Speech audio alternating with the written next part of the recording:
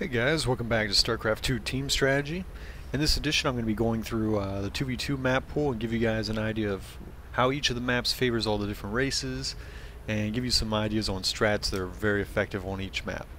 You'll notice this first map here is Discord 4. This map is really great if you're a Protoss or even a Terran player, just because there's such a long distance to go from one base all the way down to the other end of the map.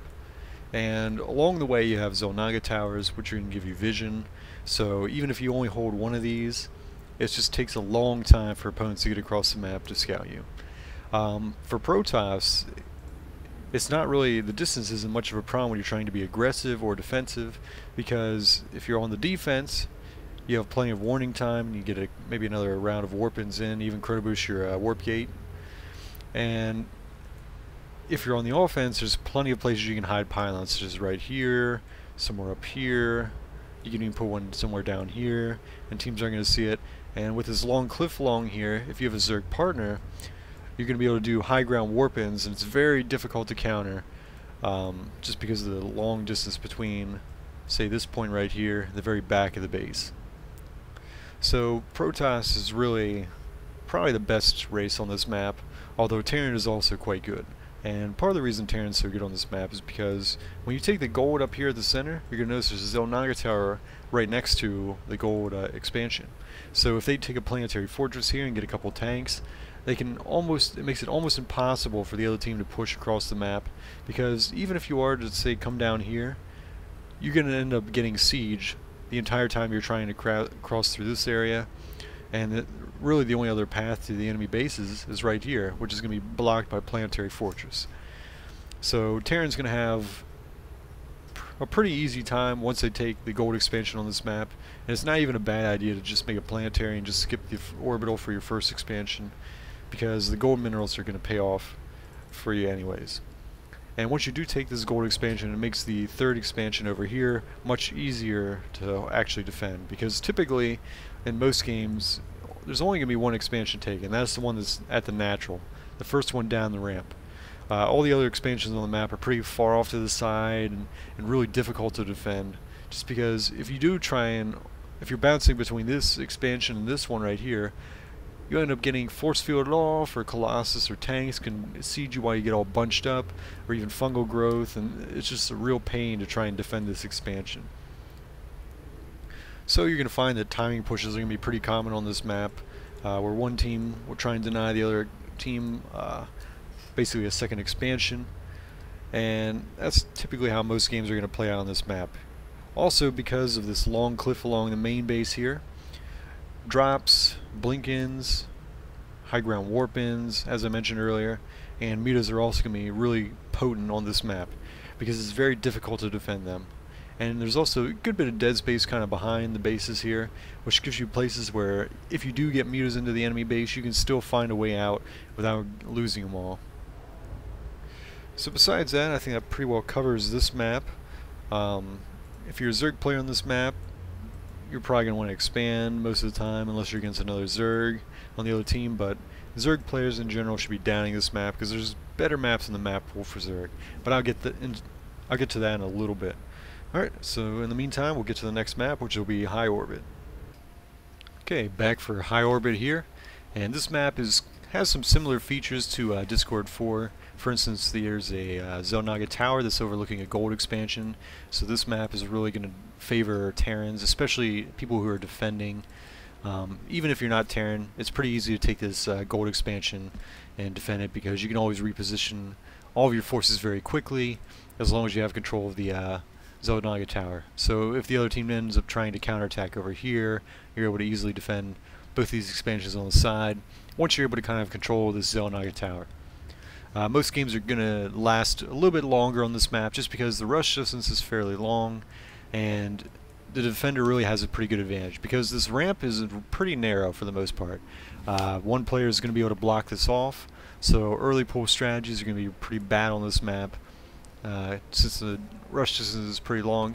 Not to mention that the Xel'Naga towers are going to give you vision of exactly when your opponents are arriving at your base, and this will also make other kind of all-ins easier to hold as well. As far as Zerg goes on this map, it's a really awful map for Zerg, because if you get placed in the back corner of the map, either in the bottom left or then the top right, you're going to notice that besides the gold expansion, the only other expansion on this map that's really takeable is the ones off to the side here. And these expansions are pretty hard for a Zerg to defend, because they usually like to kind of react, and chances are the enemy, when they end up pushing, is going to be right here. So between force fields, tanks, or anything like that, it's going to make for a narrow choke in which Zerg has to fight. And Zerg's not very good at fighting in narrow chokes. They like to have a lot of wide open space to kind of get a surround on their opponents. So Zergs really need to keep this map down regardless of who you're playing with. There are some ability for counterattacks on this map because of the back rocks, but if you see your opponents, if you have even a sensor tower here or somewhere near the front, or you have an observer anywhere near the back here, you're almost always going to be able to see counterattacks coming. And as long as you keep your destructible rocks up for the majority of the game, you're not going to have to worry too much about your enemies breaking into the backside of your base and doing some damage that way. And this map is almost always going to favor the defenders because of the Xel'Naga towers. So if you're playing this map, usually it's a good idea, if you have a Terran, to try and take the gold, set up some tanks, and just defend and try and get a macro lead. And you want to be the first team to expand, ideally. If you're a Protoss player, then you might want to try and do, counterattacks where you abuse the back rocks and use this area right here maybe to blink down and go after the gold, and then blink back up and then go over here again. And also drops are pretty good on this map just because there's a lot of dead space once you get kind of to the outside of the map here. So there's not really much place that Marines or Stalkers or anything else are going to be able to chase your Medivacs or Warp Prism if you end up harassing from this side. So that's another strategy you can do on this map. Alright, well that pretty much covers it. So the next map we're going to get into here is Lunar Colony 5, which is more favorable for Zerg. Well, welcome back to the Lunar Colony 5. This map is a very macro-oriented map for Zerg, although the other races aren't going to have as easy of a time expanding on this map. For Zerg, it's a pretty good map for expansions because you're going to notice the first and second, or even if you consider this a second, all these expansions are pretty close by, which is really what Zerg needs in order to spread its creep and really take advantage of all this wide open space around the expansions. This is also what's going to make pushes very difficult to succeed against Zerg-based teams, because on this map with all this open space, it's very difficult to have enough force fields or fighting a choked off area where siege tanks will actually be able to hit Zerg units effectively.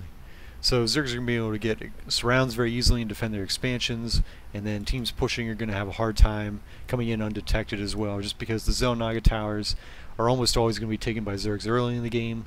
So until you get a more mobile army to try and take out any kind of lings protecting the Xel'Nagas, you're going to have a hard time doing a push effectively, because the other team's going to be prepared for you. If you do go against a Zerg team on this map, you're better off doing some kind of strategy that revolves around mobile Protoss units.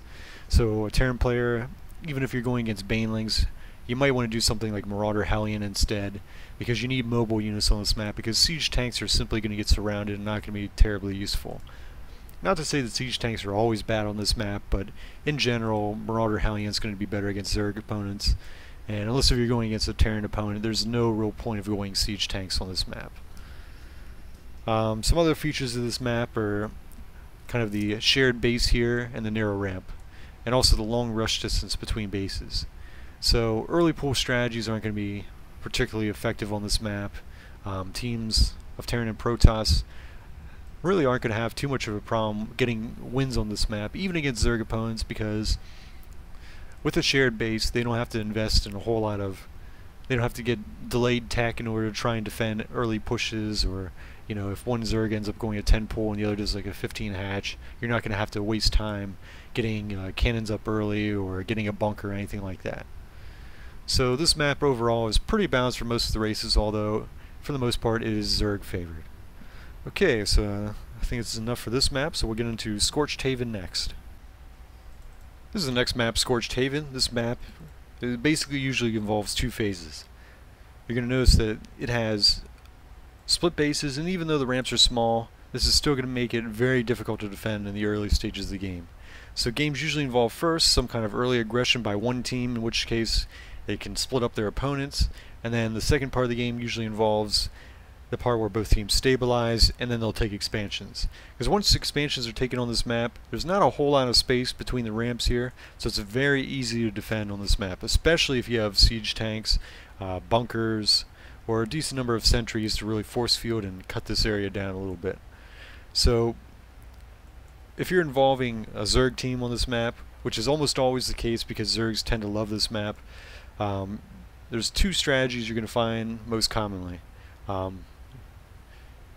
Well, technically three if we're considering double Zerg teams. But if they have a Terran partner, it's usually going to be Ling Hellion is going to be the early strategy, because it can exploit the fact that the bases are split up and double team one of the players, and because of the speed and mobility of the units, it's going to be very difficult to defend.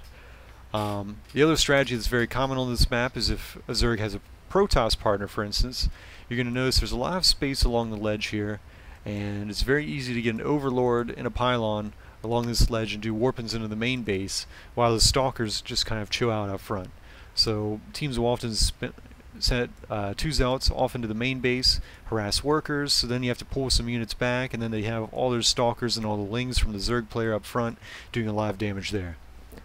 You're going to find that games rarely last beyond 2 bases on this map, because even this expansion down here, even though it's kind of far off to the side, it's pretty difficult to defend, and especially all these bases in the middle are pretty much impossible to defend. If one team is able to take one of these bases, it's usually game over already, and they usually have a pretty good advantage by that point.